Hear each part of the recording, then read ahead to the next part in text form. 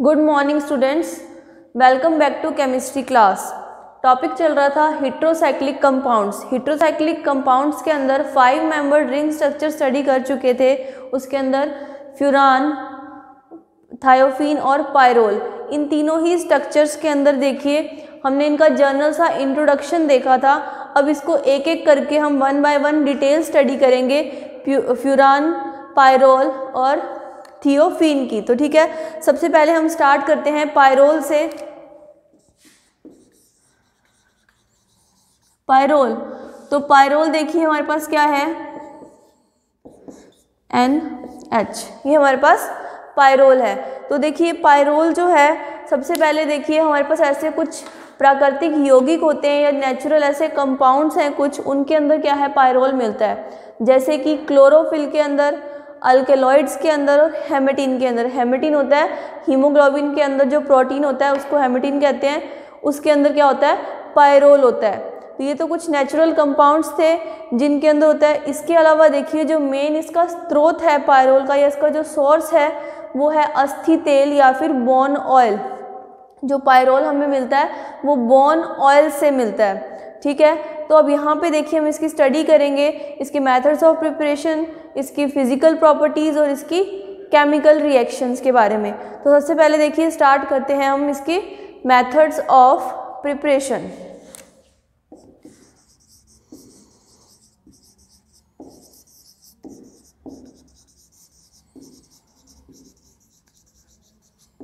अब देखिए methods of preparation के अंदर जो फर्स्ट देखिए जो मेथड है वो है फ्रॉम बोन ऑयल या फिर अस्थि तेल। इसके अंदर देखिए किसी तरह की कोई रिएक्शन नहीं है, जस्ट हमें क्या करना है, देखिए कुछ स्टेप्स फॉलो करने हैं और उससे क्या है, हमें जो प्योर पायरोल है वो मिल जाएगा। तो देखिए फर्स्ट जो मेथड है फ्रॉम बोन ऑयल या फिर इसको बोलेंगे अस्थि तेल। ठीक है, बोन ऑयल या फिर अस्थि तेल से ये हमें मिलता है। तो इसके अंदर देखिए सबसे पहले हम बोन ऑयल लेंगे और बोन ऑयल को वॉश करेंगे एसिड के साथ। Bone oil wash with acid. जब हम एसिड के साथ वॉश करेंगे तो यहाँ पे देखिए इसकी जितनी भी जो बेस इम्प्योरिटीज़ हैं वो क्या हो जाएंगी, रिमूव हो जाएंगी। इसका मतलब ये देखिए कि यहाँ पे हम इसे पहले किसी अमल के साथ धोएंगे तो इसकी जितनी भी जो क्षारीय जो इम्प्योरिटीज़ होंगी वो क्या हो जाएंगी, हट जाएंगी। फिर दोबारा देखिए इसको हम यहाँ पे वॉश करेंगे, वॉश विद बेस। बेस के साथ वॉश करेंगे तो इसकी यहाँ पे सारी देखिए एसिडिक इम्प्योरिटीज़ जो हैं वो रिमूव हो जाएंगी।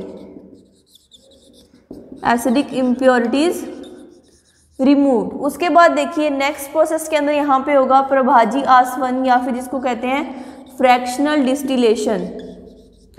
प्रभाजी आसवन या फिर फ्रैक्शनल डिस्टिलेशन। ठीक है, प्रभाजी आसवन के बाद यहाँ पे हमारे पास जो प्रभाज आएगा या फिर जो डिस्टिल्ड प्रोडक्ट आएगा, पायरोल आएगा, उसकी हम रिएक्शन करवा देंगे। देखिए पोटेशियम हाइड्रोक्साइड के साथ, KOH के साथ, और यहाँ पे हमें मिल जाएगा ये प्योर पायरोल।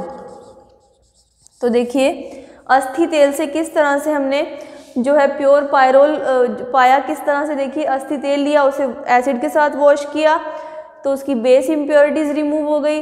फिर जब उसको बेस के साथ वॉश किया तो उसकी एसिडिक इम्प्योरिटीज़ रिमूव हो गई। उसके बाद उसका प्रभाजी आसवन किया। फिर जो प्रभाजी आसवन से हमारे पास जो प्रभाज आया, डिस्टिल्ड प्रोडक्ट जो आया, उसको KOH पोटेशियम हाइड्रोक्साइड के साथ हमने रिएक्ट करवाया और उसके बाद हमें देखिए प्योर पायरोल मिल गया। ठीक है, तो ये फर्स्ट जो मेथड था, देखिए मेथड ऑफ प्रिपरेशन था कि इस तरह से हम बोन ऑयल से पायरोल ले सकते हैं। लेकिन देखिए जो नेक्स्ट मेथड ऑफ प्रिपरेशन है वो जर्नल जैसे सारे ऑर्गेनिक कंपाउंड्स होते हैं हमारे पास, उनके जो मेथड्स होते हैं, उनके अंदर रिएक्शंस होती हैं, तो उसके अकॉर्डिंग नेक्स्ट जो रिएक्शन है देखिए हमारी सेकेंड फ्रॉम एसिटोलिन। अब एसिटिलीन से देखिए हम बनाएंगे पायरोल। तो यहाँ पे देखो HC triple bond CH, HC triple bond CH plus यहाँ पे देखिए हम लेंगे अमोनिया। 2 मॉलिक्यूल लेंगे एसिटिलीन के और साथ में लेंगे हम अमोनिया। तो यहाँ पे देखिए हमारे पास ये आ जाएगा पायरोल।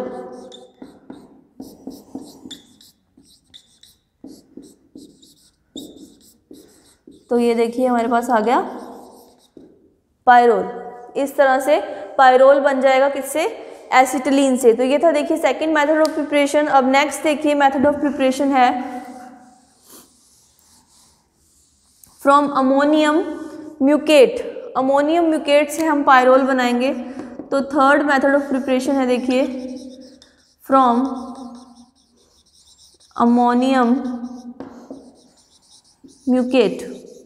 अब यहाँ पे देखिए पहले हम अमोनियम म्यूकेट का फॉर्मूला लिखते हैं, CHOH CHOH CHOH।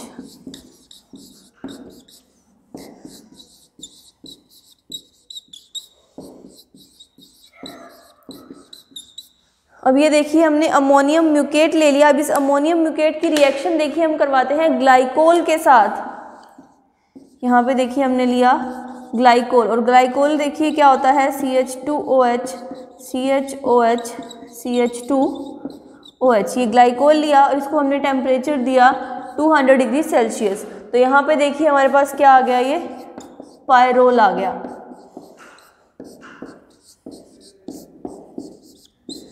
इस तरह से ये क्या आ गया हमारे पास, पायरोल। तो ये हमने किससे बनाया, अमोनियम म्यूकेट से। ग्लाइकोल के साथ रिएक्शन करवाई, 200 डिग्री सेल्सियस टेम्परेचर दिया, तो ये हमारे पास आ गया पायरोल। तो ये थर्ड मेथड ऑफ प्रिपरेशन था। अब नेक्स्ट देखिए हम बनाएंगे फ्रॉम सक्सिनिमाइड।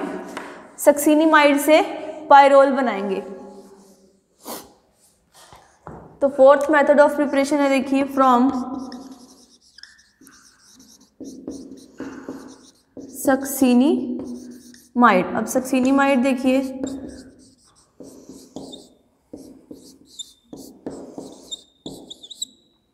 ये देखिए हमारे पास क्या है, ये सक्सिनिमाइड है। अब सक्सिनिमाइड की देखिए हम रिएक्शन करवाते हैं यहाँ पे जिंक डस्ट के साथ या फिर जिंक चूरन के साथ।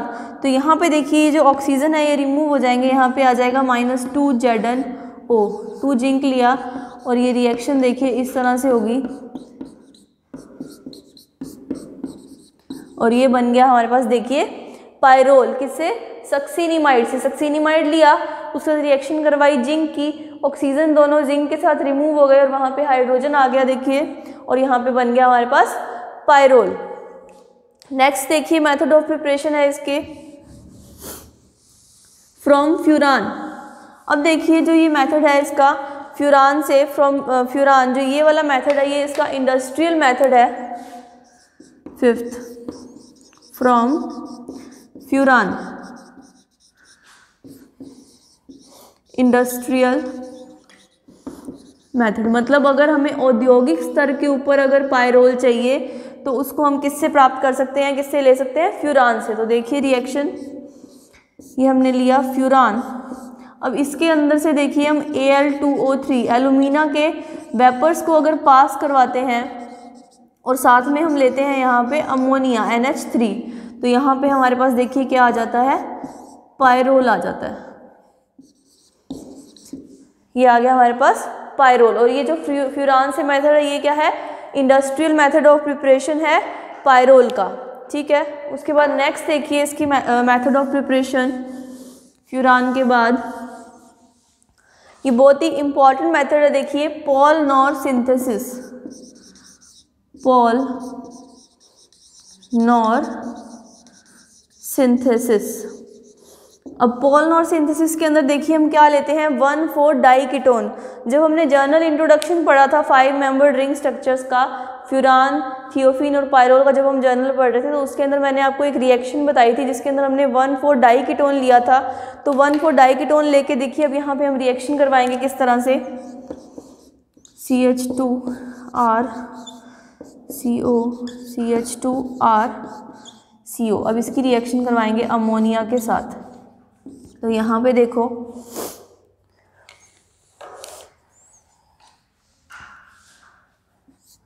CH2 CH2R CO।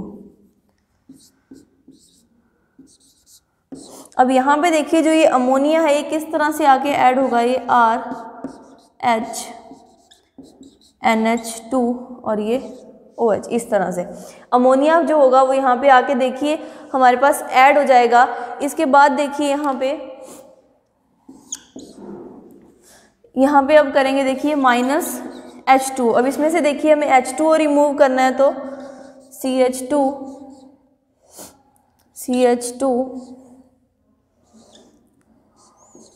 NH2R C double bond OR। अब यहाँ पे देखिए ये हमारे पास इसकी क्या आई है, कीटो फॉर्म आई है। अब कीटो फॉर्म को हम यहाँ पे देखिए चेंज करेंगे इसके इनोल फॉर्म के अंदर, और जब इनोल फॉर्म में चेंज करेंगे तो इसका ये जो ये हाइड्रोजन है ये यहाँ चला जाएगा। तो अब ये देखो ये CH2 डबल बॉन्ड CR, ये यहाँ पे NH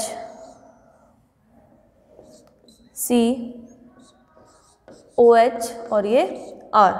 अब दोबारा देखिए इसमें से -H2O जब रिमूव करेंगे तो यहाँ पे हमें पायरोल मिल जाएगा NH, और यहाँ पे देखिए जो पायरोल मिलेगा वो कैसा मिलेगा, सब्स्टिट्यूटेड पायरोल मिलेगा। इस तरह से देखो ये HCCH डबल बॉन्ड CRNH मतलब देखिए यहाँ पे पहले ये वाला ऑक्सीजन रिमूव हुआ था, उसके बाद वहाँ पे जो एक ऑक्सीजन बचा था दूसरा ऑक्सीजन भी रिमूव कर दिया। तो यहाँ पे देखिए हमारे पास जो रिएक्शन आ गई पोल नोर सिंथेसिस, इसमें 1,4 डाइकीटोन हमने लिया था स्टार्टिंग के अंदर, इसकी रिएक्शन करवाई अमोनिया के साथ, फिर इसका टोटोमराइजेशन कर दिया, मतलब कि कीटो फॉर्म को इनोल फॉर्म में चेंज किया, और दोबारा से इसमें से H2O माइनस किया तो हमारे पास क्या आ गया, यहाँ पे सब्स्टिट्यूटेड पायरोल आ गया। अब नेक्स्ट रिएक्शन देखिए इसकी, अब है जो नेक्स्ट रिएक्शन वो है नॉर पायरोल सिंथेसिस। ये है पोल नॉर, वो है नॉर पायरोल सिंथेसिस। उसके अंदर देखिए हम क्या लेते हैं, एक तो लेते हैं अल्फा अमीनो कीटोन और दूसरा लेते हैं बीटा कीटो ईस्टर। तो रिएक्शन देखो, सेवंथ है मेथड, क्या है, nor pyrrole synthesis, nor pyrrole synthesis. अब इसके अंदर देखिए नॉर पायरोल सिंथेसिस के अंदर यहाँ पे देखिए हम लेंगे alpha amino ketone plus beta keto ester. Alpha amino ketone plus beta keto ester लेंगे तो यहाँ पे देखिए रिएक्शन है उससे क्या बन जाएगा, यहाँ पे पायरोल बन जाएगा। तो देखिए यहाँ पे ये MeCO CH NH2COOET plus COOET COMe। तो देखिए ये जो रिएक्शन है इससे अब हमारे पास देखिए क्या आ जाएगा, यहाँ पे पायरोल आ जाएगा। लेकिन पायरोल कैसा आएगा, यहाँ पे देखिए हमारे पास सब्स्टिट्यूटेड पायरोल आएगा, COOET ME और यहाँ पे ये COOET। इस तरह से देखिए अल्फा अमीनो कीटोन लेते हैं प्लस बीटा कीटो ईस्टर लेते हैं, तो यहाँ पे जब इन दोनों को हम यहाँ पे देखिए एडिशन करवाते हैं इसका, तो यहाँ पे रिएक्शन आती है और इस रिएक्शन को देखिए क्या यहाँ पे बनता है, हमारे पास पायरोल बनता है। तो इस रिएक्शन को बोलते हैं देखिए नॉर पायरोल सिंथेसिस। अब देखिए लास्ट जो इसकी सिंथेसिस है या मेथड ऑफ प्रिपरेशन है वो है हैंश सिंथेसिस, हैंश सिंथेसिस। इसके अंदर देखिए यहाँ पे हम लेते हैं CH3CO CH3Cl, मतलब कि हम लेते हैं यहाँ पे देखिए क्लोरो एसीटोन या फिर अल्फा क्लोरो एसीटोन, देखिए इसको कहेंगे क्लोरो एसीटोन या अल्फा क्लोरो एसीटोन, और साथ में लेते हैं हम देखिए CH3COO CH2COOET beta keto Easter लेते हैं। तो यहाँ पे भी देखिए हमारे पास क्या आ जाता है, पायरोल आ जाता है। और पायरोल कैसा आएगा, सब्स्टिट्यूटेड पायरोल आता है। देखिए COOET ME और इस तरह से ये देखिए ये कौन सा पायरोल आ गया हमारे पास, सब्स्टिट्यूटेड पायरोल आ गया। हमने क्या लिया, chloro acetone plus beta keto ester लिया, तो यहाँ पे रिएक्शन हुई और यहाँ पे हमारे पास पायरोल आ गया, और जो वो पायरोल आया वो कैसा था, सब्स्टिट्यूटेड पायरोल की। उसके अंदर सब्स्टिट्यूएंट्स जुड़े हुए हैं, कौन कौन से, मिथाइल सब्स्टिट्यूएंट जुड़ा हुआ है और साथ में COOET या फिर COO-C2H5 ग्रुप जुड़ा हुआ है। तो इस तरह से देखिए पायरोल के मेथड्स ऑफ प्रिपरेशन यहाँ पे जो 8 की 8 रिएक्शंस हैं वो कंप्लीट हो चुकी हैं। इसके बाद देखिए हम बात करते हैं इसकी फिजिकल प्रॉपर्टीज़ के बारे में।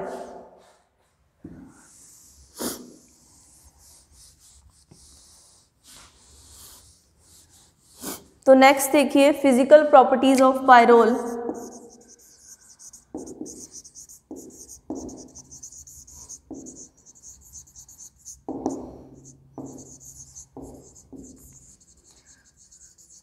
अब देखिए सबसे पहले तो हमें, जब हमने जनरल इंट्रोडक्शन किया था तो बताया था कि ये क्या थे, कलरलेस लिक्विड थे, और उसके बाद इसके बॉइलिंग पॉइंट की बात करी थी। तो इसका बॉइलिंग पॉइंट होता है देखो 131 डिग्री सेल्सियस। तो इसका जो ये बॉइलिंग पॉइंट है ये हाई जो होता है, इसका रीज़न है कि इंटरमॉलिक्यूलर हाइड्रोजन बॉन्डिंग करते हैं। जो पायरोल के मॉलिक्यूल्स हैं, पायरोल के बहुत सारे मॉलिक्यूल्स आपस में क्या करते हैं, इंटरमॉलिक्यूलर हाइड्रोजन बॉन्डिंग के कारण एसोसिएशन कर लेते हैं, और इसी कारण से इनका जो बॉइलिंग पॉइंट होता है देखिए वो हाई होता है, कितना, 131 डिग्री सेल्सियस। ठीक है, इसके बाद देखिए अब जो ये हाइड्रोजन बॉन्डिंग करते हैं इस कारण ये स्लाइटली क्या होते हैं, सॉल्युबल होते हैं वाटर के अंदर, पानी के अंदर स्लाइटली सॉल्युबल होते हैं। लेकिन ये ईथर या फिर इथेनॉल जो ऑर्गेनिक सॉल्वेंट्स हैं हमारे पास, उनके अंदर ये ज़्यादा क्या होते हैं, सॉल्युबल होते हैं, हाईली सॉल्युबल होते हैं, मतलब बहुत ज़्यादा विलयशील होते हैं या फिर घुलनशील होते हैं। उसके बाद देखिए अब आपको पता है कि जो ये पायरोल है अगर हम इसको खुले में छोड़ दें तो ये हवा के साथ रिएक्ट करके ऑक्सीडाइज्ड हो जाता है, और ऑक्सीडाइज्ड होके बहुत ही काले से रंग का हो जाता है, कि जब इसका ऑक्सीडेशन हो जाता है पायरोल का तो ये काले रंग का हो जाता है, बिल्कुल डार्क ऐसे ब्लैक कलर का।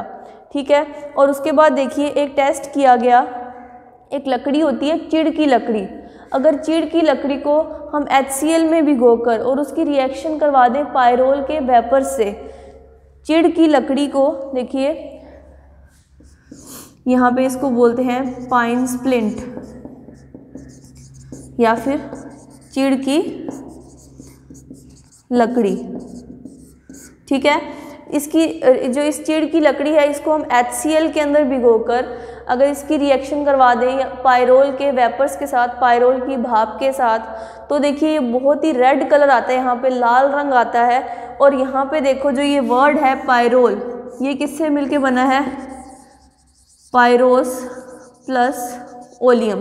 और ग्रीक के अंदर देखिए जो वर्ड है ये पायरोस, इसका मतलब होता है फियरी रेड या फिर दहकता लाल, फियरी रेड या फिर दहकता लाल।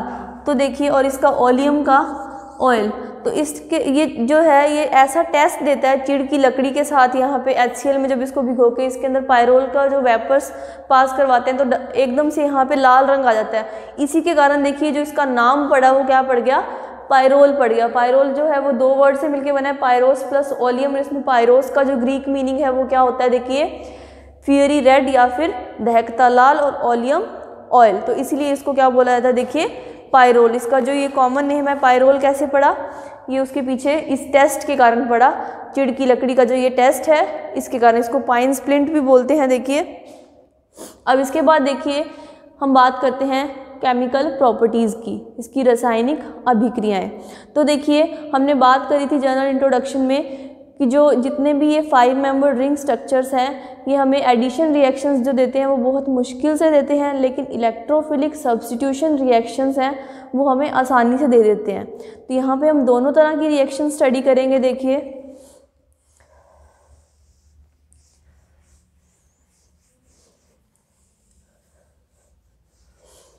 केमिकल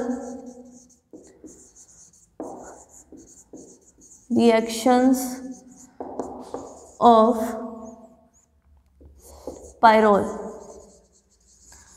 तो अब देखिए दो तरह की रिएक्शंस हैं। अब उसके अंदर हम फर्स्ट बात करते हैं एडिशन रिएक्शन की। तो इसकी एडिशन रिएक्शंस कोई बहुत ज़्यादा नहीं होती, देखिए सिर्फ एक ही एडिशन रिएक्शन है इसके अंदर, यहाँ पे इसकी पायरोल की, कि हमने पायरोल लिया देखिए और इसका हमने हाइड्रोजिनेशन करवा दिया किसी कैटलिस्ट की प्रेजेंस के अंदर, तो यहाँ पे देखिए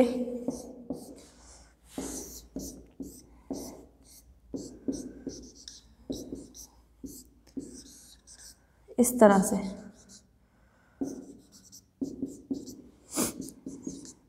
यहाँ हमने देखिए पायरोल लिया, पायरोल की हाइड्रोजिनेशन करवा दिया किसी कैटलिस्ट की प्रेजेंस में, तो यहाँ पे देखिए हमें क्या आ गया हमारे पास, ये यहाँ पे तो आ गया देखिए ये पायरोलिन, और यहाँ पे आ गया ये पायरोलिडीन। पायरोल से देखिए जब हमने इसका एक बार हाइड्रोजनेशन किया तो इसका एक डबल बॉन्ड ब्रेक हो गया और यहाँ से हमें पायरोलिन मिल गया, फिर दोबारा हाइड्रोजनेशन करवाया तो पायरोलिडीन मिल गया, और इसके अंदर डायरेक्ट हमने हाइड्रोजनेशन करवा दिया कैटलिस्ट की प्रेजेंस के अंदर, तो यहाँ पे हमें देखिए पायरोल से मिल गया पायरोलिडीन। तो देखिए यह है एडिशन रिएक्शन पायरोल की, और उसके बाद आती है देखिए इलेक्ट्रोफिलिक सब्स्टिट्यूशन रिएक्शंस, जो क्या करते हैं, जो पायरोल हैं वो इजीली देते हैं, और इसकी काफ़ी सारी रिएक्शंस हैं, तो वो हम नेक्स्ट लेक्चर में डिस्कस करेंगे। इस लेक्चर के लिए इतना ही, थैंक यू।